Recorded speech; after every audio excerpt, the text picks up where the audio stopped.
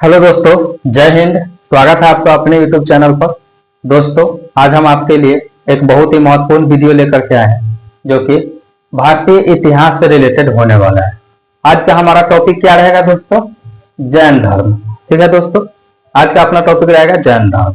तो जैन धर्म के बारे में जितने भी चीजें हैं वो सभी चीजें हम लोग बिल्कुल शुरुआत से एक एक पॉइंट को कवर करते हुए चलेंगे। दोस्तों, अगर आप चैनल पर नए हैं तो दोस्तों आप लोग सब्सक्राइब जरूर कर लीजिएगा और वीडियो को ज्यादा से ज्यादा लाइक शेयर कीजिएगा। ठीक है, चलिए दोस्तों आज का अपना टॉपिक स्टार्ट करते हैं।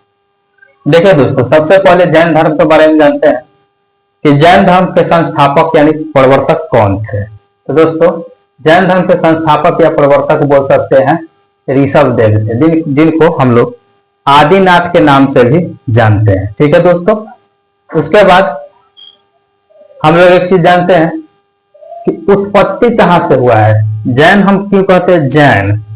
जैन का मतलब क्या है? देखिए दोस्तों, जिन शब्द से आया है जैन। जिन का मतलब होता है दोस्तों विजेता। ठीक है, जिन का मतलब होता है विजेता। तो इस प्रकार से जिन से शब्द आया जैन। ठीक है, उसके बाद तीर्थंकर होते हैं, जैसे कि प्रथम तीर्थंकर कौन थे? ऋषभ देव। 24वें तीर्थंकर थे भगवान महावीर। तो इस प्रकार से तीर्थंकर हम क्यों बोलते हैं? तीर्थंकर का अर्थ होता है दोस्तों मार्ग प्रदर्शक, जो कि मार्ग बताता है उनको हम लोग तीर्थंकर बोलते हैं। ठीक है, उसके बाद दोस्तों यहाँ पर मेनली जो है बात अब हम लोग करेंगे भगवान महावीर की। उनको क्या है, कब जन्म हुआ, कब उनको ज्ञान प्राप्त हुआ, ये सभी चीज हम लोग जानेंगे। तो आ जाइए दोस्तों, देखिए वर्धमान महावीर, भगवान महावीर कुछ भी बोल सकते हैं। ठीक है, जन्म की बात करें दोस्तों तो भगवान महावीर का जन्म 540 ईसा पूर्व में हुआ है। ठीक है, ईसा पूर्व मतलब ईसवी से पहले, ईसवी से 540 वर्ष पहले। ठीक है, उसके बाद ये कहाँ हुआ था? कुंडल ग्राम, वैशाली के पास एक ग्राम था, वहां पर हुआ था कुंडल ग्राम में। ठीक है दोस्तों, उसके बाद की बात करें, भगवान महावीर के बचपन का नाम दोस्तों वर्धमान था, इसलिए उनको वर्धमान महावीर बोला जाता है। ठीक है, ये दोस्तों ज्ञात्रिक क्षत्रिय वंश के ताल्लुक रखते थे। ठीक है, तो आपको जो भी यहाँ पर पॉइंट बताया जा रहा है वो सभी पॉइंट को आपको बिल्कुल अच्छे से सुनते हुए और देखते हुए चलना है। ठीक है, ज्ञात्रिक क्षत्रिय वंश से वो ताल्लुक रखते थे। भगवान महावीर के पिता का नाम था सिद्धार्थ। ठीक है, भगवान महावीर के माता का नाम था त्रिशला। त्रिशला कौन थी?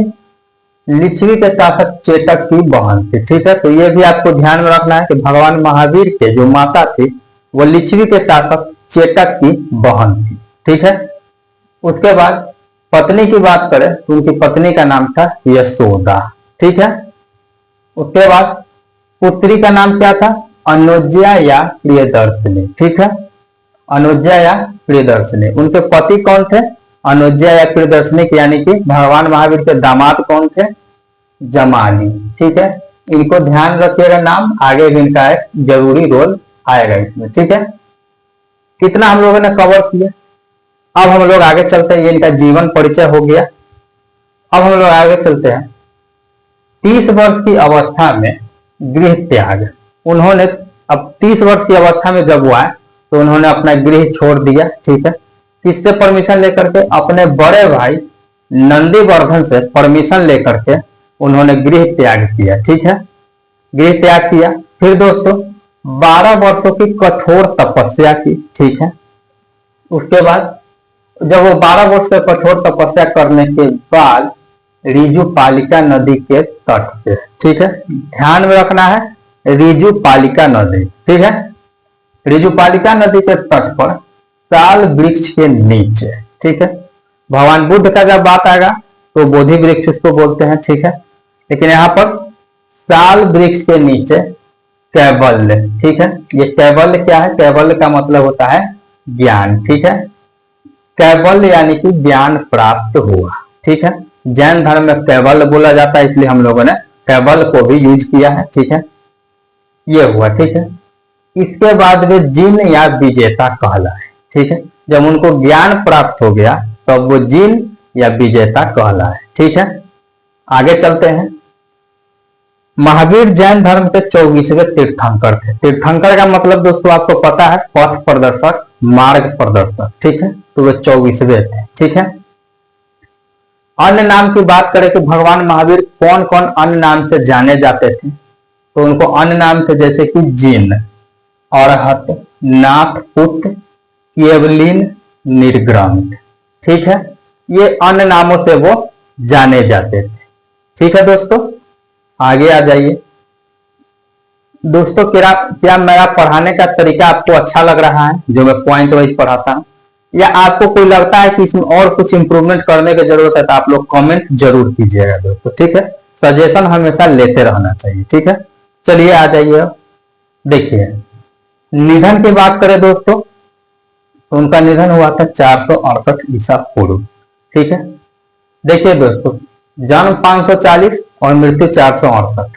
आपका एक उल्टा चल रहा है। हाँ, ईसा पूर्व में जो है दोस्तों वर्षों की गिनती उल्टी होती थी, मतलब ईसवी के प्रथम से 540 वर्ष पूर्व और ईसवी से 468 वर्ष पूर्व, ठीक है। तो इस प्रकार से गिनती वहां पर उल्टी ही चलती थी।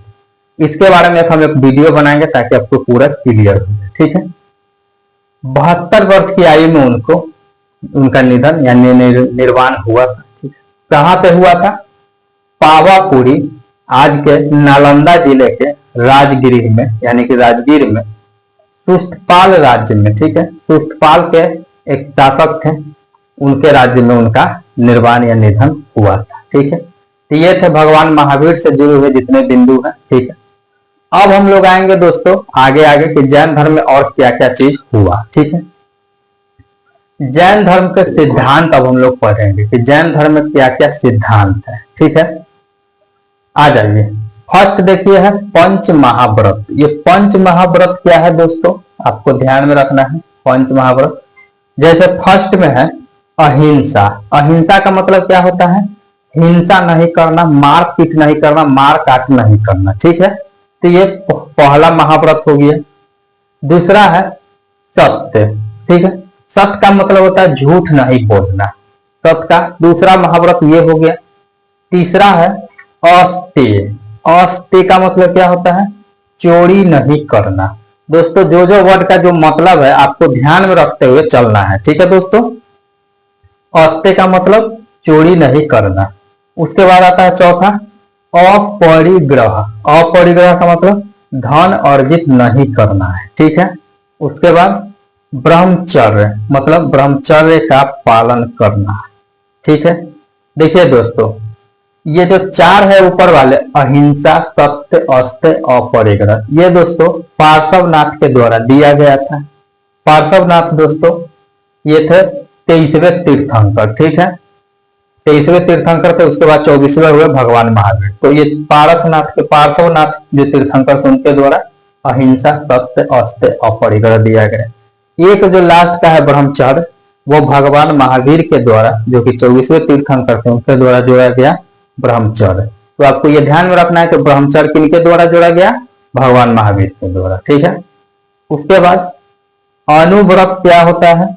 गृहस्थ जीवन में रहने वाले जैनी, ठीक है। जो जैन भिक्षु होते हैं, जो गृहस्थ जीवन में रहते हैं, उनको अनुव्रत का पालन करना पड़ता है, ठीक है। उसके बाद त्रिरत्न की बात करें कि जैन धर्म के त्रिरत्न क्या है, तो त्रिरत्न का किस लिए है दोस्तों? त्रिरत्न है किस लिए? तो यह है मोक्ष प्राप्त करने का मार्ग है, ठीक है। त्रिरत्न जो है मोक्ष प्राप्त करने का जैन धर्म में एक मार्ग बताया गया है, ठीक है। जो कि क्या है? सम्यक दर्शन, सम्यक ज्ञान, सम्यक आचरण, ठीक है। तो ये सभी त्रिरत्न है, आपको ध्यान में रखना है। सम्यक दर्शन, सम्यक ज्ञान, सम्यक आचरण, ये तीनों त्रिरत्न कहे जाते हैं जैन धर्म। ये अपना दोस्तों कंप्लीट हो गया। अब हम लोग आ जाइए, आगे चलते हैं। यहां आइएगा दोस्तों, तो सबसे पहले जो आपको मिलेगा वो क्या है? सल्लेखना। यहाँ पर दोस्तों शायद वॉल की वजह से यहाँ पर नहीं बुझाएगा, लेकिन यहाँ लिखा हुआ है सल्लेखना, ठीक है। सल्लेखना दोस्तों क्या है? देखिए सल्लेखना है बिना अन्न जल के प्राण त्यागना। मतलब कि आपने अन्न जल छोड़ दिया है और धीरे धीरे धीरे धीरे आपका शरीर डिग्रीजेज होते जा रहा है, और इसी प्रकार से जब आप प्राण त्याग देते हैं तो दोस्तों इसको संलेखना पद्धति कहा जाता है। संलेखना पद्धति से प्राण त्याग। देखिए जो चंद्रगुप्त मौर्य थे, मौर्य वंश के जो शासक थे, संस्थापक थे, उन्होंने संलेखना पद्धति से अपना प्राण त्यागा था। ठीक है, और वो जैन धर्म के अनुयायी थे। उनके बारे में जब आएगा तो पूरा पढ़ेंगे, लेकिन अभी बता देते हैं कि उन्होंने संलेखना पद्धति से अपना प्राण त्यागा था। ठीक है, उसके बाद बात करें दोस्तों तो देवताओं का अस्तित्व जीन के नीचे, मतलब देवताओं का अस्तित्व का बात किया गया है। जैन धर्म में देवताओं के अस्तित्व का बात किया गया है, लेकिन वो जीन के नीचे है। जीन क्या है? तीर्थंकर जो होते हैं जैन धर्म में उनको जीन कहा जाता है। ठीक है, उनके नीचे स्थान रखा गया है देवताओं का। तो आपको ध्यान में रखना है कि क्या देवताओं के बारे में बताया गया जैन धर्म में? तो हाँ, बताया गया। ठीक है, उसके बाद आता है जैन धर्म का प्रचार प्रसार, कि किस प्रकार से प्रसार हुआ। ठीक है, आगे आ जाइए। देखिए दोस्तों, प्रथम उपदेश की बात करें जैन धर्म में तो कहाँ दिया गया था? राजगीर में दिया गया था, बराकर नदी के तट पर। ठीक है, इसके द्वारा भगवान महावीर के द्वारा दिया गया था। प्रथम उपदेश कहाँ दिया गया था? राजगीर में बराकर नदी के तट पर भगवान महावीर के द्वारा। ठीक है, आगे आ जाइए। देखिए दोस्तों, भगवान महावीर के प्रथम शिष्य कौन थे? हम बोले थे जमाली, याद रखिएगा, जमाली। उनके दामाद जमाली जो थे उनके दामाद थे, यानी कि प्रियदर्शनी के पति थे। जो उनकी बेटी थी, भगवान महावीर की बेटी प्रियदर्शनी, उनके पति जमाली। तो जमाली उनके प्रथम शिष्य हुए। आपको ध्यान में रखना है कि उनका रिश्ता क्या था। ठीक है, उसके बाद प्रथम भिक्षुणी की बात करें तो प्रथम भिक्षुणी थी चंदना। नाम दोस्तों आपको ध्यान में रखना है कि भगवान महावीर के प्रथम भिक्षुणी चंदना। उसके बाद इनको भगवान महावीर के प्रधान शिष्यों की संख्या 11 थी। ठीक है, भगवान महावीर के शिष्यों की संख्या 11 थी। ठीक है, उस प्रकार से 11 जिन्हें गंधर कहा जाता था। जो उनके प्रमुख शिष्य थे 11, उनको गंधर कहा जाता था। ठीक है, गंधर। तो इस प्रकार से आपको ध्यान में रखना है। प्रचार प्रसार की भाषा क्या थी? जैन धर्म के प्रचार प्रसार के लिए किस भाषा का उपयोग किया जाता था? प्राकृत भाषा का। ठीक है, उसके बाद प्रचार प्रसार के लिए पावापुरी में जैन संघ की स्थापना भगवान महावीर के द्वारा किया गया था। ठीक है, एक संघ बनाया गया जो ये अपने धर्म के प्रचार प्रसार के लिए कार्य करते थे। ये भगवान महावीर के द्वारा स्थापित किया गया था। ठीक है, उसके बाद जैन धर्म दोस्तों देखिए, एक समय में 12 वर्षों का बहुत ही बड़ा अकाल पड़ा था। ठीक है, ये दोस्तों जब अकाल पड़ा तो 2 भागों में बंट गया जैन धर्म। देखिए दोस्तों, एक हो गया श्वेतांबर, एक हो गया दिगंबर। देखिए, स्थूल भद्र के साथ जो है कुछ जो भिक्षु थे वो यहीं रह गए, मगध है। और भद्रबाहु के साथ जो है कुछ जो दोस्तों वो चले गए श्रवण बेलगोला कर्नाटका में। ठीक है, वहां चले गए। जब अकाल खत्म हुआ तो फिर वो वहां से लौटे। जब वो यहाँ लौट करके आए तो इन लोगों से जो यहाँ पर तो रह रहे थे भिक्षु स्थूल भद्र के साथ, उनके साथ उनका मतभेद हो गया। ठीक है, ये वहां चला गया था, फिर यहाँ आया है, तो इस प्रकार से पूरा मतभेद हो गया। ये मतभेद का कारण हुआ कि ये सभी लोगों ने कहा कि नहीं, अभी साथ में नहीं रहेंगे हम लोग जो है से अलग अलग, वो उसके साथ रह रहा है तो वो अपना बना लेंगे, वो हमारे साथ है तो हम अपना बना लेंगे।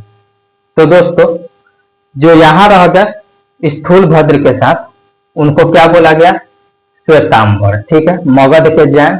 और दिगंबर जो दक्षिण में चले गए। देखिए, कर्नाटका कहाँ पर है? दक्षिण में। तो दिगंबर दक्षिणी जैन को बोला गया। तो इस प्रकार से दोस्तों जैन धर्म 2 पार्ट में बट गया, श्वेतांबर और दिगंबर। दक्षिणी जैन को दिगंबर और मगध के जैन को श्वेतांबर बोला गया। ठीक है, आगे आ जाइएगा। तो दोस्तों आपको यहां पर है कि जैन धर्म के संगीति। तो जैन धर्म के प्रथम संगीति आपको दोस्तों ध्यान में रखना है। ठीक है, कब हुआ था? 300 ईसा पूर्व में। ठीक है, उसके बाद उसके अध्यक्ष कौन थे? स्थूल भद्र। ठीक है, स्थान कहां था? पाटलिपुत्र। और शासक कौन थे? चंद्रगुप्त मौर्य। ठीक है, परिणाम क्या निकला प्रथम संगीति का? क्या परिणाम निकला? जैन धर्म 2 शाखाओं में बट गया। ठीक है, उसके बाद जैन धर्म के शिक्षाओं का संकलन 12 अंगों में किया गया। तो प्रथम संगीति का क्या परिणाम निकला, ये भी आपको दोस्तों ध्यान में रखना है अच्छे से। ठीक है, दूसरी जैन संगीति दोस्तों, उसके अध्यक्ष कौन थे? क्षमा श्रवण। स्थान कहाँ था? वल्लभी, गुजरात। उसके बाद परिणाम क्या निकला? ग्रंथों को अंतिम रूप से लिपिबद्ध किया गया, यानी कि लिख दिया गया। जितने भी जैन धर्म के ग्रंथ थे उनको अंतिम रूप से लिखित कर दिया गया दूसरी जैन संगीति में। ठीक है, उसके बाद अन्य प्रमुख बिंदु जो उससे रिलेटेड है जैन धर्म से, जैसे कि आगम जो है, क्या आगम जो है जिसको किसको बोला जाता है? जैन धर्म के जो साहित्य है, जैन साहित्य, उनको आगम बोला जाता है। ठीक है, उसके बाद जैन धर्म के ग्रंथ अर्धमगधी भाषा में लिखे गए थे। ये भी आपको ध्यान में रखना है कि जैन धर्म के ग्रंथ जो है अर्धमागधी भाषा में लिखे गए थे। आगे आइएगा तो भद्रबाहु कल्पसूत्र संस्कृत में लिखे थे। ठीक है, तो कल्पसूत्र किसके द्वारा लिखा गया था? भद्रबाहु के द्वारा। उसकी भाषा क्या थी? संस्कृत। ठीक है दोस्तों, ध्यान में रखना है। उसके बाद भगवती सूत्र में 16 महाजनपदों का उल्लेख मिलता है। ठीक है, तो जैन धर्म का कौन सा सूत्र में 16 महाजनपदों का उल्लेख मिलता है, ऐसा सवाल आता है तो आपको ध्यान में होना चाहिए भगवती सूत्र में। ठीक है, उसके बाद भिक्षुओं के आचार सूत्र को आचारांग सूत्र में, जो आचार सूत्र है, जैसे उनको क्या जैसे नियम वगैरह होते हैं, ये कहां पर रखा गया है? आचारांग सूत्र में। ठीक है, परिविष्ट पर्वन के रचनाकार कौन है? हेमचंद्र। परिविष्ट पर्वन दोस्तों, जो अभी हम आपने ये बताया था कि 12 वर्षों का अकाल पड़ा, 2 भागों में बटा, श्वेतांबर दिगंबर, ये दोस्तों कहाँ पे लिखा गया है? इसी में दोस्तों, परिविष्ट पर्वन में दोस्तों इसका उल्लेख मिलता है, जिसके रचनाकार कौन है? हेमचंद्र।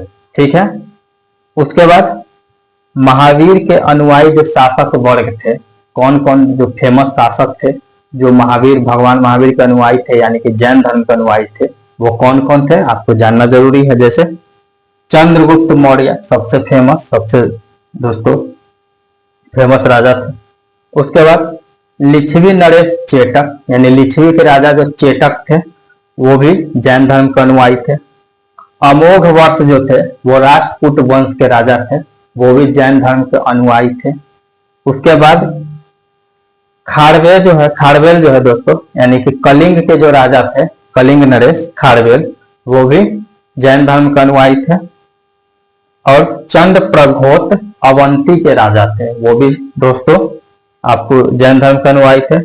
और दधी वाहन चंपा नरेश, यानी कि चंपा के राजा थे, वो भी दोस्तों जैन धर्म के अनुयायी थे। ठीक है, तो दोस्तों जितना भी एक एक पॉइंट होता है हमने टोटल कवर किया है। ठीक है, एक भी पॉइंट नहीं छूटा है। परीक्षा में इससे बाहर जो हम पढ़ाए हैं, इससे बाहर सवाल नहीं जाएगा। ठीक है दोस्तों, तो आप लोग बिल्कुल विश्वास करके चलिए। इसी के साथ मैं कहना चाहूंगा दोस्तों, ये हिस्ट्री है, साथ में राजनीतिक शास्त्र और भूगोल का भी क्लास आपको चल रहा है। सभी चीजों का प्लेलिस्ट आपको सिस्टमेटिक ढंग से मिल जाएगा टॉपिक वाइज। तो आप लोग जा करके जो भी टॉपिक है या पूरा देखना है तो पूरा देख सकते हैं, बिल्कुल शुरुआत से पढ़ाया जाता है। इसी के साथ मैंने कहना चाहूंगा फिर दोस्तों, एक बार चैनल पर नया है सब्सक्राइब जरूर कीजिएगा। मिलते हैं नेक्स्ट वीडियो में, तब तक के लिए जय हिंद।